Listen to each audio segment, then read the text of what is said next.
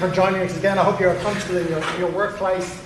I hope you have your beverage of choice, your tea, your coffee, or whatever floats your boat at this hour of the day, and you're ready to go in. A particularly warm welcome to our live audience here at Rosehill Racecourse here in Sydney. It's a beautiful day in Sydney, and we have a full house here. And we have, the goods and the great of the asset finance industry. It's like a...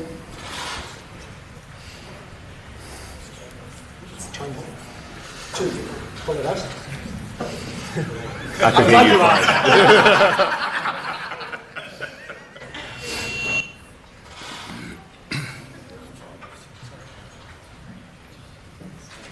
Hold for a moment.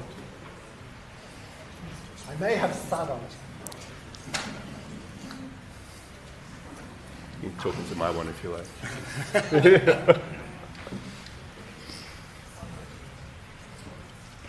Hello? It's better. Good to go. Great. You've set it on Irish mode. I can hear this Irish accent coming back. We have a smorgasbord of asset finance celebrities in the room today. The good and the great of the small ticket finance world, royalty. So thank you all for joining. We've some questions lined up for our panel here, and I'll introduce our panel shortly. But if you have any questions, particularly those people online, please feel free to submit it through the app or event portal. People in the room, when you get some questions, have it ready and put your hand up and we'll address it. So let's get started. We're here at Rosehill Racecourse. Behyad Jafari, he's the CEO of the Electric Vehicle Council. Behyad, do you like a good day at the races? I love one. Unfortunately, nothing racing around today. Getting here today, actually, I was remarking a couple of years ago, I could always tell I was at the right place because car parks were always full of electric vehicles. And this car park is full of electric vehicles, but that sort of resembles the rest of the country now, so it's a little bit harder for me to find my way around. That's the problem with your success. That's right, yeah, keep doing good work. Adrian White is joining us as well. He's senior director at Microsoft. He's our AI guru today. Adrian, we're here at a race course, and I'm thinking a horse racing is ripe to be disrupted by AI. Have you been working on any AI models to machine learning to understand how the horses are going? Love the segue, Michael. Can I answer that by saying if I had been, I probably wouldn't be here. But yes, of course, forecasting wins like that would be wonderful, wouldn't it? Surely it's only a matter of time. Yeah. Well, let's talk after this session. We might run it on this afternoon's races. In our industry, we're used to change. We see it the whole time, and this kind of incremental change, getting better all the time. But I see the industries that the two guys are involved in, and I think it's a different type of change. And I think it's less of evolution and more of revolution. Changing the way we do things and changing the way we work today, changing the way our mobility, and changing the way we use, we work with regards to data and how our future is going to look like. And I don't see this as incremental, really revolution. And I want to put it to you, Behyad. Evie has been with us for a while, but is it a revolution, and has that revolution started? Yeah, I think particularly if we look at the Australian market over the last 2 or 3 years, and this has been true in the rest of the world's market for a few years before, which is why the Electric Vehicle Council came to exist, because we were seeing things happening overseas that weren't happening in Australia, so we thought, what could we do about it? As a measure of that success, well, we can see over these last 3 years, every year, the market share of electric vehicles is now doubling year on year. So we're already sitting at something like 8.8, almost 9% of vehicles sold being electric. In the first half of 2023, we've sold more electric vehicles than we did in all of 2022. So we're no longer talking about a market where we're looking at how do we grow by a few percent every year, but we're looking at how can we make sure we continue to double, but also how can we do all of the other aspects that are necessary? Because, of course, for a consumer, a car isn't just the car. There's quite a lot attached. I don't need to tell people here there's finance attached, but there's quite a lot of other things like recharging, the roads that you drive them on, the electricity system that it connects to. So given we know that there is this trajectory occurring, we're sort of in this fortunate place of knowing a few years before the iPhone launch that the iPhone's about to launch. So how do we make sure that we are well prepared and that we can take advantage of the opportunities? So to get into app development right now is basically the advice. Adrian, do you think revolution is apt for for AI and artificial intelligence. We've heard a lot about it over the last decade, but it seems now the rubber is hitting the road, where we're seeing those practical applications in our own businesses and in how we interact with technology, and we're seeing those kind of first tools. Certainly for the public, those first tools appearing. Is it a revolution? I think it is. We're certainly seeing a lot of excitement. We are on a hype curve around the technology, though, and we spend a lot of time talking to our clients about where the reliable and safe and productive use cases are. And so that's what I'd like to sort of suggest. We sort of ground the discussion in what's here now and what's usable.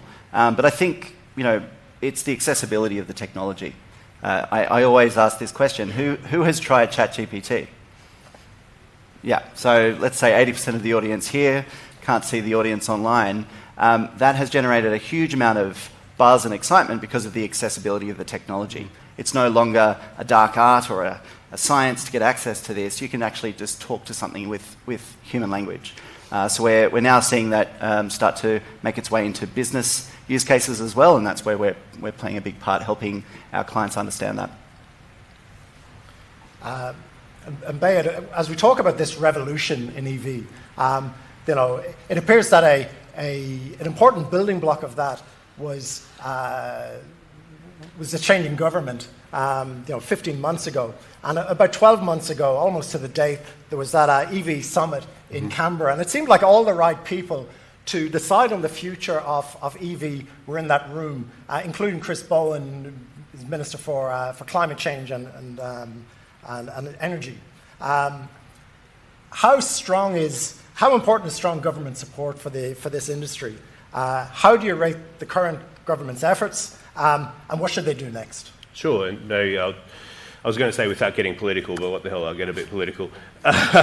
So if we've existed as an organisation now for about 8 years, and I could sit here for the rest of this session telling you about all of the good steps, the positive steps you can take to help speed up the transition or grow a market for electric vehicles. And they're pretty well known because, as I said, we're lagging the rest of the world, so we can borrow a lot of the really good advice. Something that we did have in our way was that we would have a federal government that would actively obstruct some of these efforts as well. So a lot of state governments for the last few years taking on leadership roles, developing policies. If you look, we have some reports on our website you can go and look at that shows you that every single state and territory government provides some level of financial incentive, some co-funding grants for charging infrastructure. They're buying electric vehicles for their own fleets. And they've been doing that for about 4 or 5 of the last few years. Of course, what that leads you in is you end up having 6 or 7 different electric vehicle strategies in what is already a pretty small market compared to global markets. And so it was the best option that we had available to us, but it's obviously the second best option to what is a well-coordinated national strategy. So that first bit of when we talk about what are the right ingredients to doing things very well, one of the key ingredients that we unfortunately had to, one of the lessons that we have to share with the rest of the world is don't say stupid things, don't do stupid things. Because we did have a bit of that, right? I think we can remember back in past elections where prime ministers would stand up and say silly things about electric vehicle technology at a time when you've got global companies investing billions of dollars in electric vehicle technology going, well, everybody else is competing for these opportunities and competing for these products, and you guys are saying odd things on national TV, maybe we just avoid you. And then you've got a group like us working very hard to try to attract them, to try to get them to spend billions of dollars in Australia. So what we've seen is not just now a removal of something negative occurring in this space, but really a complete, I was going to say 360, but I guess that'd be coming back to where we started, a complete 180 from where we were before. As you mentioned, one of the very first things that's the Climate and Energy Minister did, the very first thing he did was to legislate an emissions reductions target that was stronger than the previous one that affects the entire economy. The second thing he did was come to our summit, the second major thing I should say that he did was come to our summit and announce that they were launching a national electric vehicle strategy. So again, in both doing the work but also in the prioritisation, all of that, the actual work has real tangible benefits we can talk about, but also in the way they go about doing the work and the speed that they're doing it.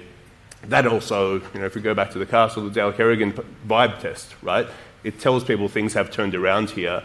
And as I say, as a result, we've seen our market go from 2 just before the federal election, we were about 2.1% electric vehicle market share to now 8.8%. The really big shift in that has been that more products have been made available to consumers. And this was my bet all along, but you would expect, hearing it coming from me, the reality was that consumers were ready. They just wanted a different mix of products made available to them. And as that increased, so did sales. Yeah. I thought at that summit, I remember the CEO of Volkswagen was there, who was bemoaning the fact that 50% of the inquiry coming through his door was for EV, yet he didn't have the product to meet that demand. And I thought at the time it was odd, because if anybody could meet that demand, it was the CEO of Volkswagen, because they actually made the cars. I'm nothing if not prepared. I did my research from today by getting this month's Top Gear magazine and the UK edition, and just noting the range of vehicles available in Europe. From Citroën, from Renault, so we're not talking about niche players, from Kia, and these models just aren't available here. When should we expect the next wave of, this rollout of a broader model range? I should also add, and they're not just small cars, there's family cars, SUVs, sports cars, everything you want. When should we expect that wave of new vehicles from these manufacturers, and what's going to drive them? If the CEO of Volkswagen can't land his cars here, what does the government have to do to put that in place? Yeah, I think it's a really important point in recognising that the cars exist, right? So this isn't we need to invent more electric cars as Volkswagen, or develop new ones. It's, as the CEO of Volkswagen Australia, he has to compete with every other market for the products that they've got. As we say, when at a global level, you look at what different markets are doing and very aggressively pursuing electric vehicles versus where we were before. That sort of put us towards the end of the list. And as we are finding now, the number of models has also, I think, doubled from last year, or just less than doubled from last year, and the expectation, the announcements for what are coming throughout the end of this year and the beginning of next year is we'll see something like a 1.5% increase in the number of models again. The second part to that question is how high an allocation, so how many of each model that we get. If you look at our market today, as I mentioned, we've sort of grown, we've doubled in the last 12 months. Still, like before, Tesla had about 50, 60% of that market share. The reality, the reason why is that you can order a Tesla anytime you want. You go online, you can get one, and you'll get one in a few months' time. For quite a lot of, not all of them, but for quite a lot of the other manufacturers who have electric vehicles, they've sold out of all of the cars that they've brought to Australia. So their big thing is going back to head office and saying, look, you gave us a few hundred, we sold them within an hour, now give us a few thousand.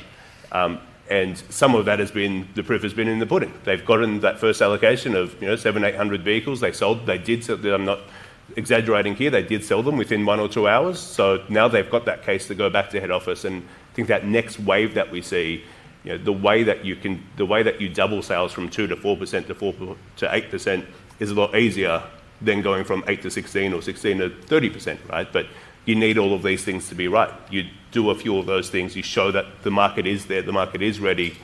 All of these companies have wait lists, and they are finding that everyone else, whether it's people who provide charging infrastructure, people who provide finance, people who provide insurance, as they see that excitement and start developing particular products, they're also finding their own pipelines are starting to massively grow, to the point now where most of the feedback that we get is people not just developing new products to help encourage their existing customer base to think about electric vehicles, but increasingly hearing from their customers that we want electric vehicle products, and if you're not the one providing it to us, we'll go off and find it somewhere else.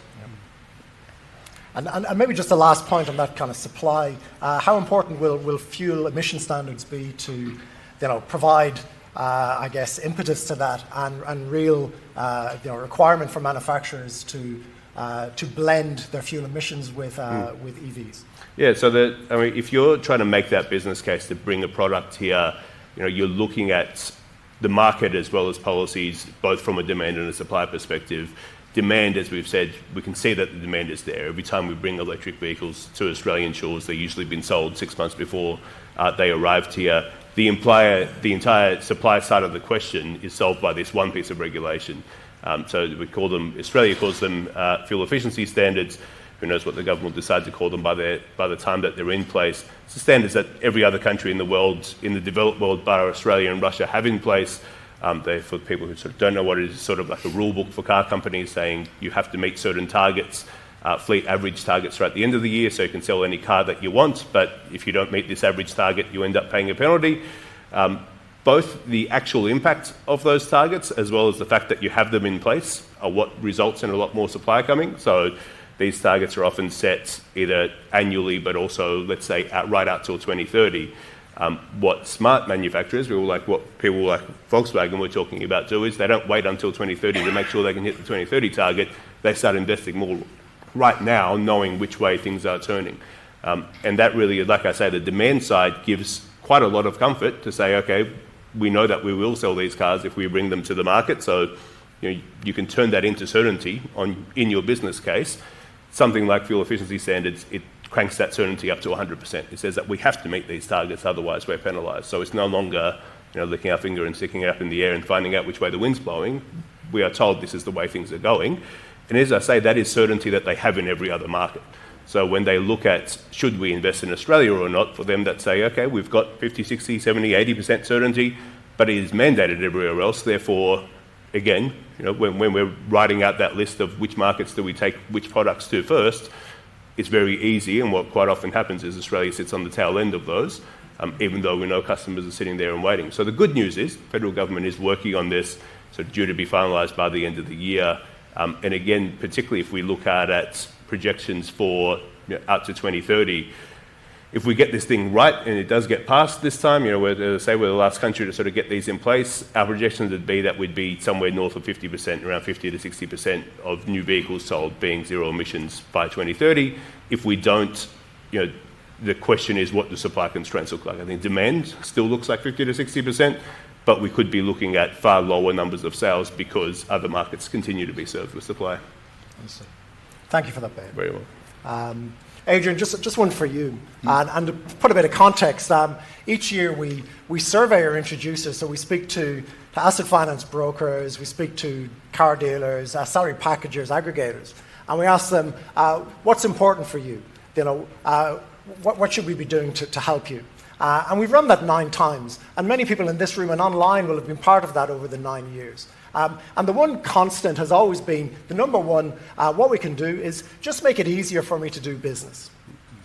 And I think that this AI revolution that we're talking about, and I'm thinking with regards to automation, the ability to analyze data, and to provide that personalization of a customer journey and the customer experience is really game-changing and really fulfills that, making it easier to do business. And I guess what I'm thinking, what should people in the room and people online be thinking about today to prepare for this revolution, to prepare for AI in their business with regards to data, with regards to like a roadmap, what to do next? What are the things they should be considering? So I'd take a bit of a step back and acknowledge that this revolution has begun. It's touching multiple industries. We're talking to, obviously, financial services. It's going to revolutionise the way that we deliver care in healthcare. It's going to change the customer experience in retail, and we're already seeing the repercussions of the technology in education, right? And we've seen some schools ban it. We've seen some schools embrace it. Harvard has mandated it as part of their computer science course to use this sort of technology. So just taking a step back, across multiple industries, this technology is landing. People are realising the value already, and certainly looking around corners for where that's going to come from in the future as well. But if we look back to the day-to-day, okay, running a business, we need to position, I think, this technology as amplifying what we can already do. Okay, there is some discussion around whether this will replace jobs or whether this will, augment jobs, and we're very firmly of the view that will amplify what we can do as experts, as consultants, as brokers, and so on. So that's the first point to make, and that's how we're looking at helping customers adopt this technology in the first case. So my classic analogy I give, Michael, is I'm going into a meeting with you, okay? I want to make sure that I turn up, I have the right information, We've had multiple threads and email chats and chats on Teams because we love using Teams. I have to plug that, of course. But in all seriousness, there's multiple channels, and it's getting complicated. I am time poor. We're all time poor. So how do I go into that meeting armed with the latest information so that I know that I'm having the most relevant conversation? And we're introducing, and other vendors are, of course, and there are different ways of buying this technology. We're introducing the concept of a virtual agent, or we call it a co-pilot. Some of you may have heard of that terminology. So you can now walk into a meeting with Michael and have prepared for about a minute beforehand and said to your co-pilot, okay, what have I been speaking to Michael about over the last 5 days? What are the actions that I took out of the last meeting that I haven't necessarily enacted? And within about 20 or 30 seconds, I can get a quick summary. Okay, so that's an immediate productivity gain. It certainly helps me have a more relevant conversation. And if you think about the way that can affect the way that you work in a team or in a business, you can see value. But I think once you start to extend that to your frontline and to your customer experience, there's a whole other game changer. So we can talk a little bit more about that. But to get ready, this is what I would say. Look at your workflow. Look at the bottlenecks in your workflow and think about where you could augment your workflow with some of this technology. We're not replacing the human in the loop. We're empowering the person to do more. And that could be a back office activity. That could be looking and finding information in my CRM about my customers more quickly. Or it could be changing the way that my customers interact with my brand through my digital channels, over mobile or web, through a chat interface, and so on. So make an assessment of your workflow and look at where your inefficiencies are, and there's probably some options there for you to improve that. Thank you, Adrian. Yeah. Behyad, now I feel Irish people have been talking about revolutions for 800 years, and I feel like we've talked about it a lot today. But what's going to stop your revolution? What's the thing that keeps you awake at night and go, this is the thing that can negatively impact our business? From the outside, I look at things like supply, grid supply. Are we ready to have 1 million, 500,000 cars, whatever, on the grid, drawing from the grid? But what do you think? What's the things that keep you awake that can stop this surge of EV? Yeah, look, on grid supply, I'll say quickly here, I came from an energy background, not a vehicle background. The answer there is yes. The way that we manage our grid is iterative. It's not like we have a grid and we leave it alone and wait for things to happen. We continue working on it. So as long as we do, and this is going to be the answer for everything else, it's why things like fuel efficiency standards are important to more than just vehicle supply. The more certainty we have about what things will look like in 10, 20, 30 years from now, the better we can actually plan for it. Things like our electricity system, much like our road system and everything else, we make adjustments every 3 or 4 years to it. So if we put it this way, the answer for can the grid cope with electric vehicles is it can cope with 1 million electric vehicles, 3 million electric vehicles, 10 million, 20 million by 2030, right? The question is, will we have 1 million or 20 million? Because the way that we would respond is very different, and trying to respond for both is either impossible or very, very expensive. So it's more about knowing what the scenario will be and planning well for it. And in the what can actually stop electric vehicles inside of Australia is if we don't take those proper steps of planning, and at this sort of very early, this emerging stage, we have some bad experiences. I don't think it will stop electric vehicles, but it could well slow it. It sort of impacts consumers. They see bad things happening with electric vehicles attached to them. And of course, the electric vehicle is a new thing, so a lot of the blame goes to electric vehicles. This is why you quite often see, every time an electric vehicle's in a car crash or something, you see a news story about it. Consumers are left with the idea that, okay, fires and crashes and all these things must really happen to electric vehicles quite a lot, whereas the data tells us no, proportionally it happens a lot less, but it's not a news story when a petrol car gets into a regular crash, right? So it is that management piece isn't just important for making sure, I'm doing a sort of management of all the supportive infrastructure isn't just important so that people can use electric vehicles and enjoy them and all of the rest, but we are in a really important time of perception. Those views are being formed. The other question, this is why I say it doesn't stop electric vehicles, is if the Electric Vehicle Council didn't exist in Australia, did nothing about electric vehicles, our market would gradually turn to 100% electric. It would just happen a few decades later than we would like it to happen, right? Because this is a direction that the automotive sector is already moving in, right? All of the investment is in electric vehicles. All the car companies, whether they're saying so out loud or not, will gradually get to a point where they are only making electric vehicles as well. That question in the middle is, for how long do we get products here that we don't necessarily want, or how long do we miss out on products that we do want? And as you say, when we look at the product lineups, when people tell us, well, we want electric utes, or we want cheaper electric hatchbacks, or we want whatever, we can say, well, actually, a lot of these options are already available and they're not being brought to Australia. So next year, 5 years from now, 10 years from now, as those options continue to grow, as the prices continue to come down, our bigger challenge is a market that's doesn't share a border with other markets. You can't just drive a car across. We need to have people actually put the vehicles on ships and decide to bring them here and sell them here. How can we make sure we get that part of the pipeline correct? As a consumer, if I'm buying a car today and the market is pretty much battery EV, is that the technology that we're going to see over that life of a loan, which is 5 years or so? Are there other technologies coming through, like hydrogen fuel cell or something else, that will essentially obsolete the existing technology?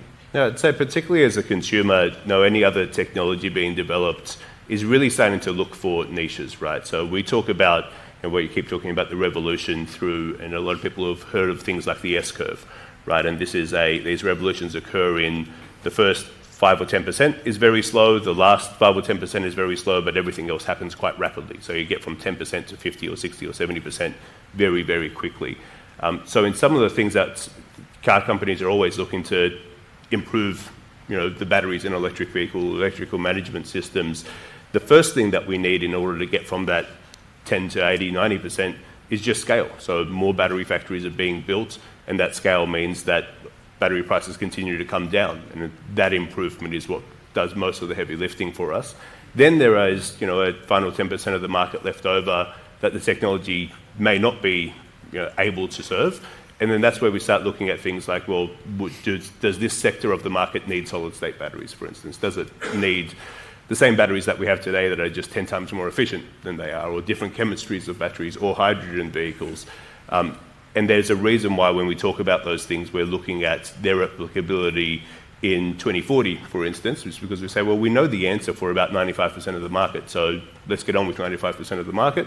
And again, I think if we talk about for the consumer as opposed to for a concrete company, for instance, those are two quite different answers, right? For the consumer, the answer is there. It's can I afford it or not yet, essentially?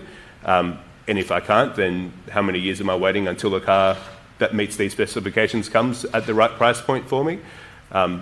Otherwise, we're really talking, and particularly once we get out of things like roads, once we start talking about maritime and air and things, where we start thinking about what other technologies do we need. Adrian, it may surprise you or may not surprise you that my preparation for today went beyond Top Gear magazine, which I feel now I'm kind of promoting too much, but that I actually went to ChatGPT and said, tell me the things I need to consider as I roll out AI to my business. And one of them was a curveball around ethical concerns. And really around privacy, use of data, bias in that data, and transparency about how we're using people's information. And I'm thinking that's something that the business will have to grapple with and probably develop some standards to deal with. What's your thoughts on that? Yeah, it's something we take seriously. It's something we've been investing in since 2019, when our CEO Satya Nadella first penned an article talking about responsible AI. Or the principles behind using this sort of technology in a responsible way. And we've since released public guidance around that. We've been really transparent around the way that we make decisions in our business, the way that we engineer the solutions, and so on. We work with businesses of all shapes and sizes, some of the largest banks and some of the smallest organisations as well. And particularly the regulated industries need to do due diligence around things like privacy and where their data is stored and so on. We give a huge amount of transparency around that.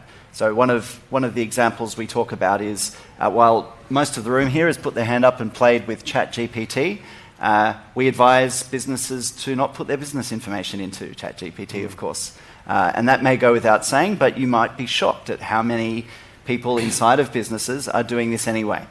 And so we give good guidance around how to do things securely using our cloud, but of course there are other clouds where you have very good understanding around where the data is, where your security boundary is, and so on and so forth. So we take it seriously. We're as transparent as possible around that because we know that you're not going to trust and use this technology otherwise.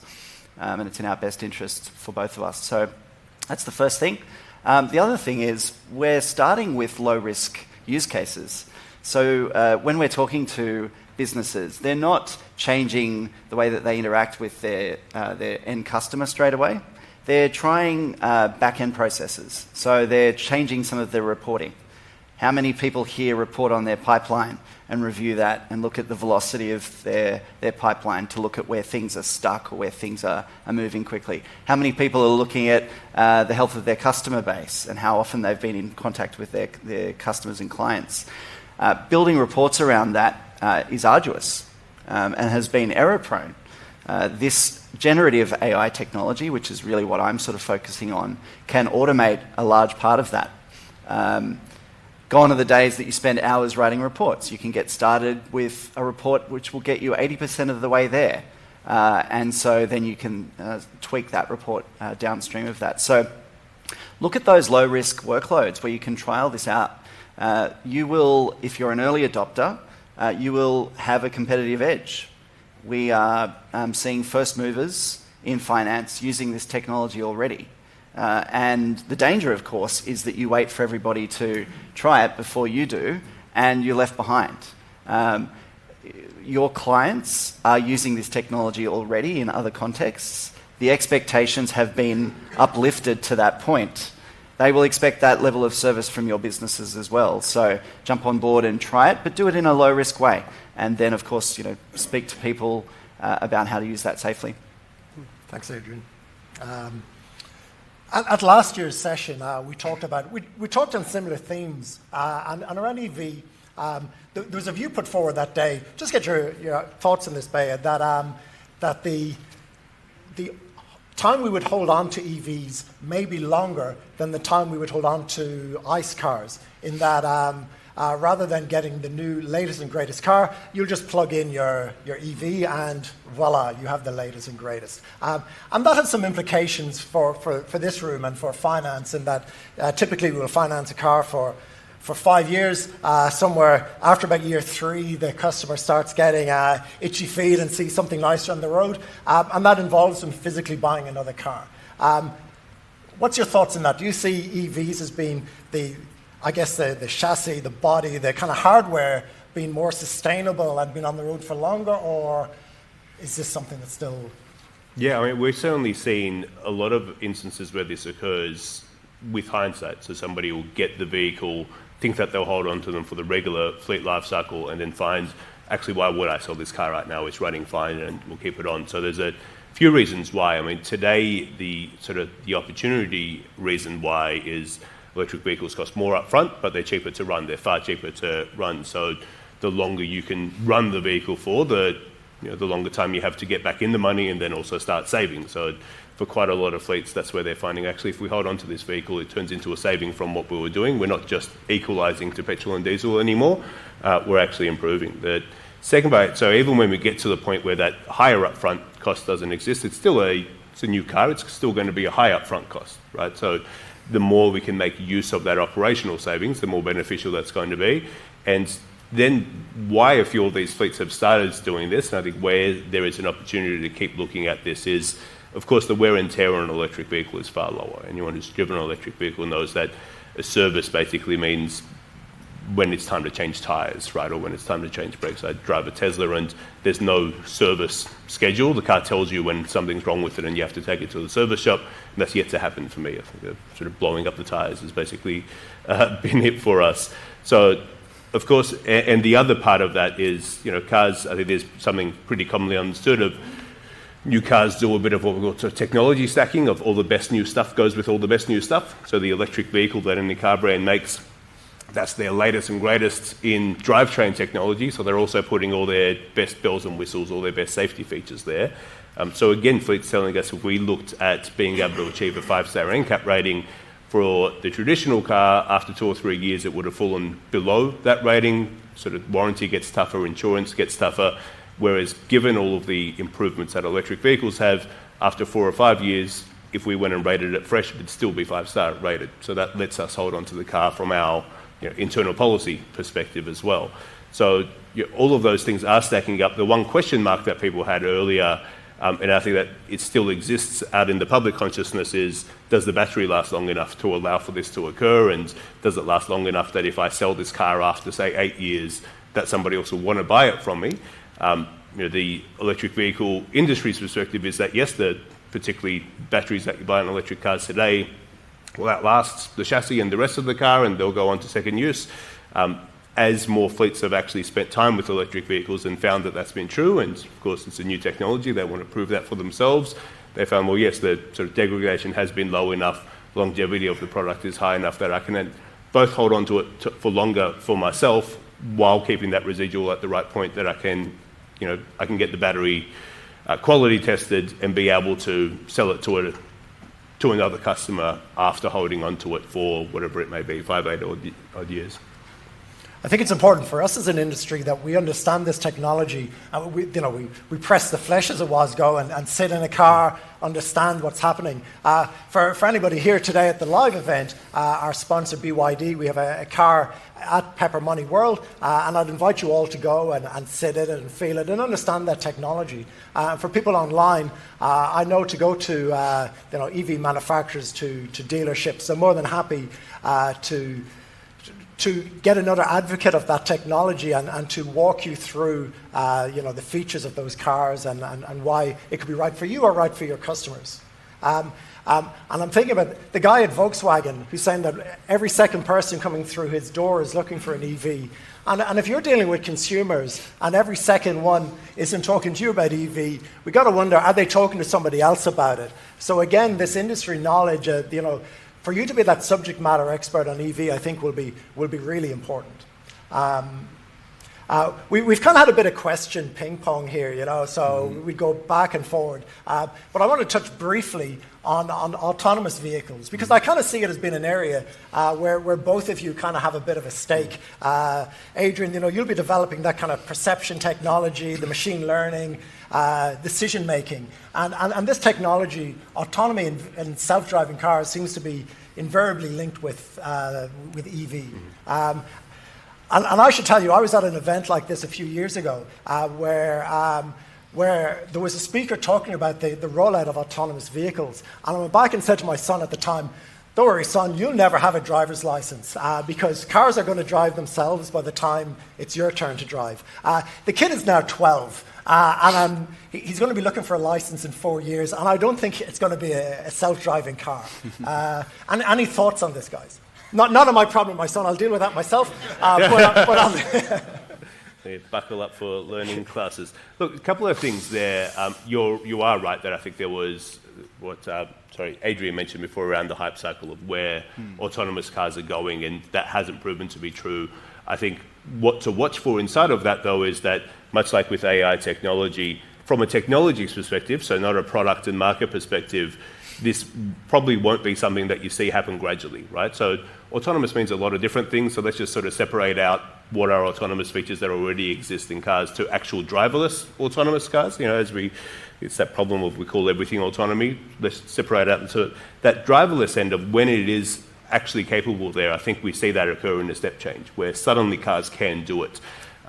The shift, the technology part isn't the thing that I'm concerned about, because I'm not because I don't see it sort of happening right now, that means it won't happen in 10 years' time. I think we'll see it in year 8 and then suddenly it will happen in year 10.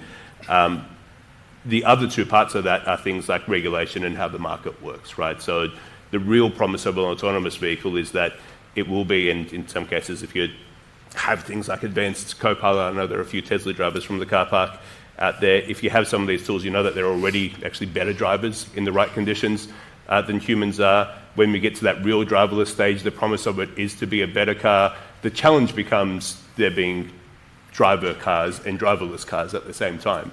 And so I think when we look at, will the car that you buy for your son and all of your son's friends be driverless, that question is, well, how do we actually solve out those market dynamics, given a car sold today is going to be on the road in 20 years from now? And what does that mean for... That doesn't mean that every single car company can come out and all just sell driverless vehicles. It'll sort of work its way through different products as well as work its way through our market. Right. For me, just to add to that, I think as a technology company, we're obviously excited about the research implications. So this sort of research in computer vision, which is really what we're talking about when it comes to driverless car technology, means that it cross-pollinates all other areas of artificial intelligence and machine learning research.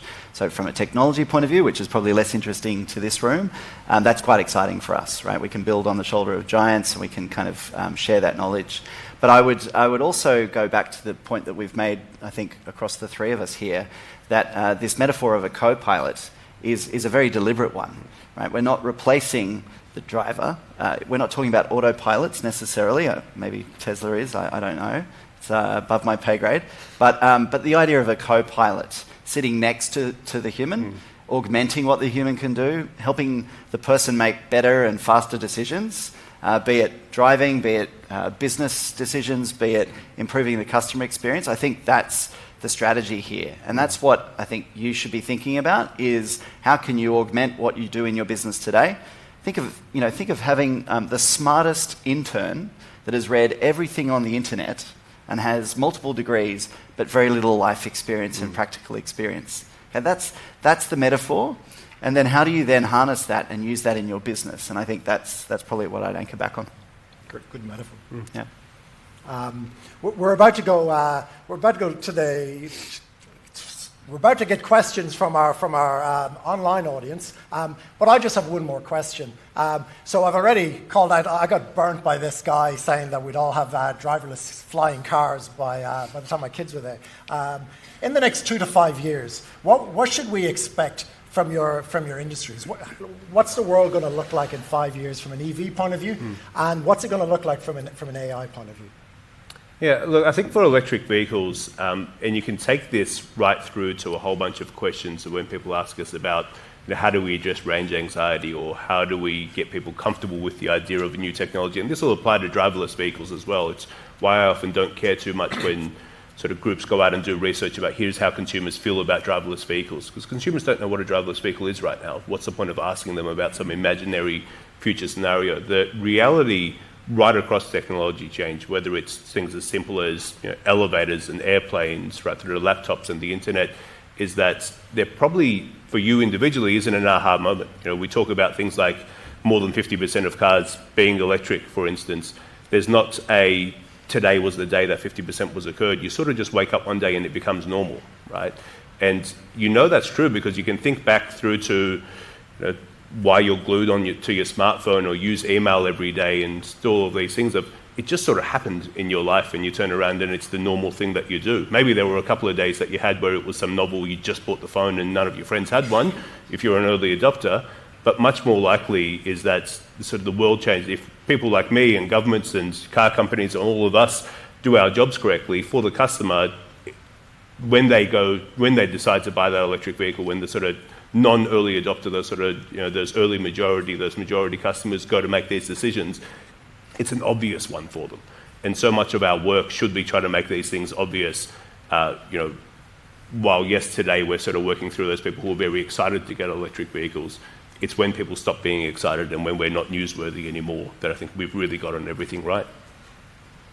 For me, I can't predict 6 months into the future, let alone 3 to 5 years. This is your chance. We won't hold you to it. Put on the record, yeah. I just reflected on January this year, where we looked at our business locally and said we need to get ready and make a big bet on this, and that was 6 months ago. And depending on how who talks to me at what point in the day, that feels like 5 years. But I think if you look at some of the research and some of the reports coming out from McKinsey and Bain and even the Australian Tech Council, where they're projecting in 2030 that generative AI and this kind of AI technology is going to represent 5% of Australia's GDP. That's the 5-year future or 6-year future. What does that actually look like, though? Your guess is as good as mine, Michael. I'm excited about the idea of job creation, and I'm also excited about people in existing roles getting rid of the drudgery and working on higher order things. I certainly don't want to read 50 emails before I walk into my meeting with you. I want to be able to get that answer in 20 seconds, and so on. So I think the shape of roles will change. New jobs will be created, new roles will be created, and then somehow we're going to influence this incredible growth trajectory, which may end up looking like 5% of Australia's GDP in 2030. It's going to be an exciting ride. Thank you, Adrian. We're going to have a few questions now that weren't derived from Top Gear magazine. Just give me a second.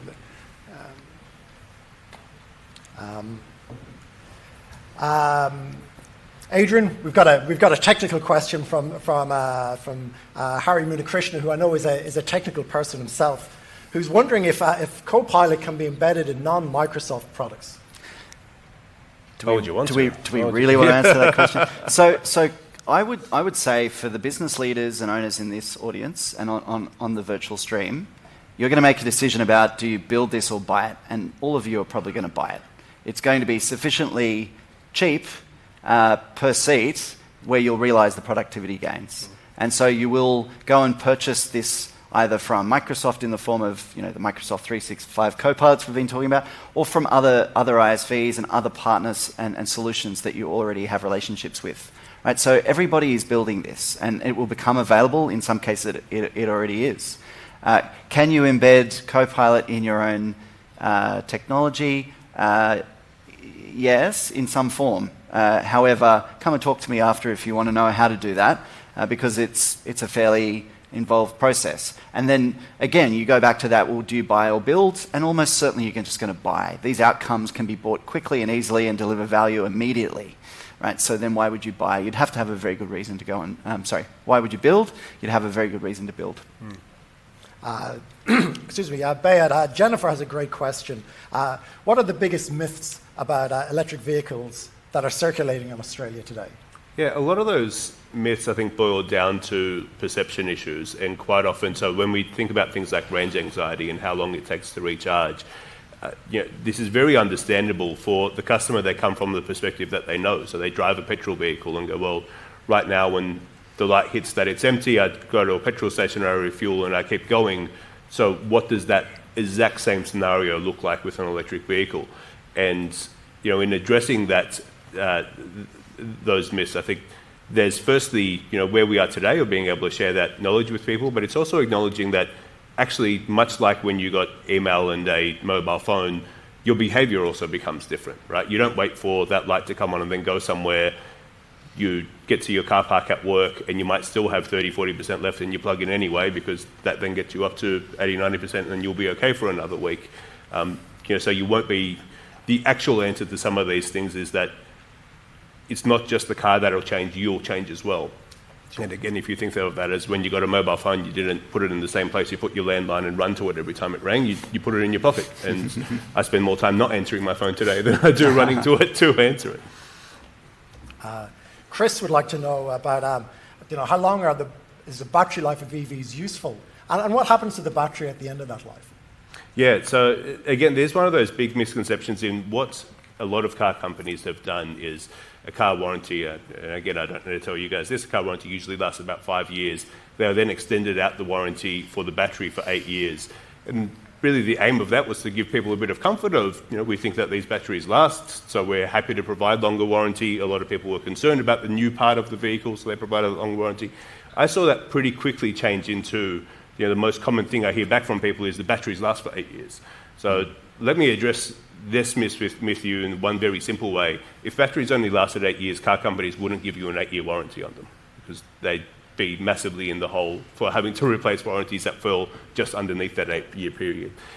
So again, what we're finding, and we know this both now from fleets that have had cars for a long time, but also when we look at a lot of overseas cases, some in Australia, sort of higher usage, things like Uber, taxi fleets, people who do a lifetime's worth of driving in 2 or 3 years, that actually degradation isn't so much of an issue. That yes, batteries do degrade, but we're talking about at a level of 1% every 2 years, so that at the end of 10 years, at the end of 15 years, it's still a very usable battery that still has 300-400 kilometres in range. And actually the secondary industry already being created, even though there aren't a lot of batteries at the end of life, is once the car is done, how can we pull that battery out and do other things with it, sort of use it for things like powering stationary energy for buildings, for instance. Thank you, Behyad. We have another question here from the live audience. It's from Frank, who wants to know about the FBT exemption that's available for a lot of EVs. How much has that contributed to that increase in sales that we've seen in EV, and what's your view on the future of that policy? Yeah, look, so massively is the answer, but I think there are a few lessons to take out of this. So the government, and I'm not going to tell you exactly how this works, so you guys should be telling me how this works, but the government has made electric vehicles under the luxury car tax threshold around $89,000 now exempt from fringe benefits tax. And from what we hear from companies in the novated lease world is that their orders have gone up by about 2.5 times. They've sort of more than doubled as soon as this has been made available. Now, the really useful stuff there is FBT isn't like writing a check for people. It's not straight. You have to explain how the thing works. So there's also a bit of work on the industry side of helping show people why this is something valuable for them and what value they can derive from it. And once you do that work, you find that orders do grow. But the other side of that is that certainly having that FBT benefit is a great one, but what it's also shown us, and the other lesson that we learnt right across with, again, insurance providers, finance providers, of people are certainly very, not just interested, quite excited and enthusiastic about this shift to electric vehicles. In some cases, more excited than they are actually willing to do things. That's true as well.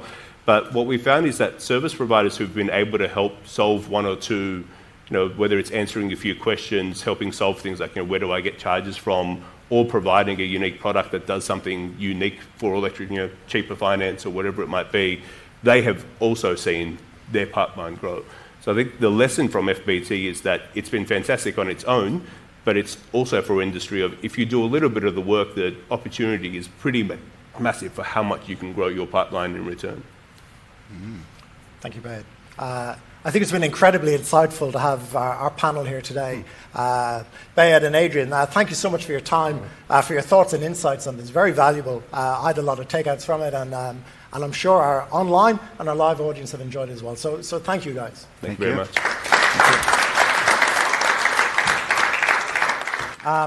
We're going to let the guys go off stage, and we're going to move on to a couple of awards.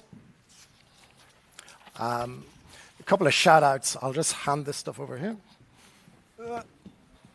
and pull these back a bit. At this stage, I'd like to welcome on stage Ken Spalacy. Ken is the General Manager of Asset Finance for Pepper Money, and he's going to present the awards. Ken, welcome. Thanks, Michael. And I think after having Behyad and Adrian here, I think it's apt that the recipients of the next two awards are future-focused and are tech-driven. I think the future of our industry will rely upon technology, and certainly the recipients of the next two awards have a vision of what that future looks like. And I think by having that vision and delivering upon it, they're raising the whole industry standards, and they should be proud of that. And certainly they're leaders within our space. The first award is called the Game Changer Award. And this is to a business that's working to change the game with implemented technology and raising those standards. So please join me in congratulating the winner. The winner is Loans Options, and Julian Behyad is here to receive that award. Welcome, Julian. Well done, Julian. Congratulations. Mate. Thank you, Julian. Well done.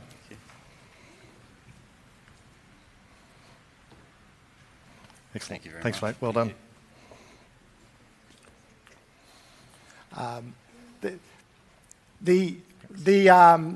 the second recipient, I sometimes think he's kind of like Julian's regional cousin who's working and solving a lot of the same problems, who I think he understands the nuances of the Pepper Asset Finance scorecard probably better than even Pepper does at this stage, through that data analysis and really getting to the crux of what's important for his customers.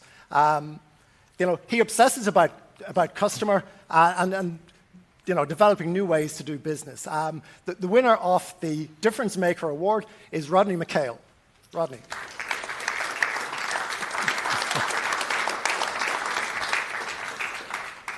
Well done, mate. Great stuff.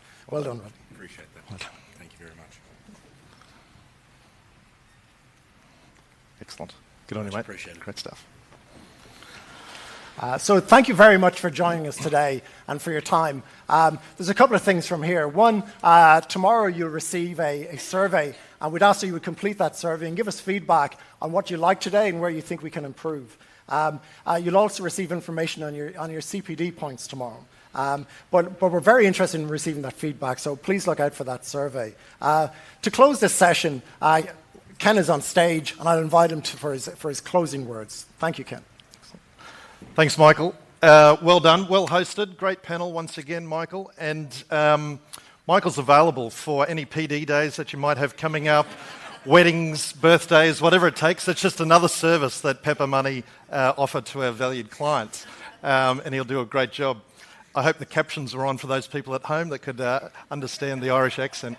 But seriously, I hope you've enjoyed today. I hope you've got some value out of what you've heard today. The whole purpose of Insights Live is to invest in your success. And our hope is that you've taken some information, perhaps some thought starters that you can take back into your business and to help continue to make you successful. I found the panel discussion just earlier on incredibly interesting. Two great topics in terms of EV and AI, which are not only shaping the future of our industry, they're impacting the way it operates today. And I would suggest if you're not investing in both of those topics, if you're not thinking about those topics, then you run the real risk of being left behind or missing opportunities that can help your business. So do yourselves a favour and continue to invest in those two topics. Or it might be something from earlier on this morning. We heard some great insights from both Therese and Dan Collins. From Therese, we heard, we're facing into some more uncertain times and our customers are going to be challenged. They're going to come against some difficult times.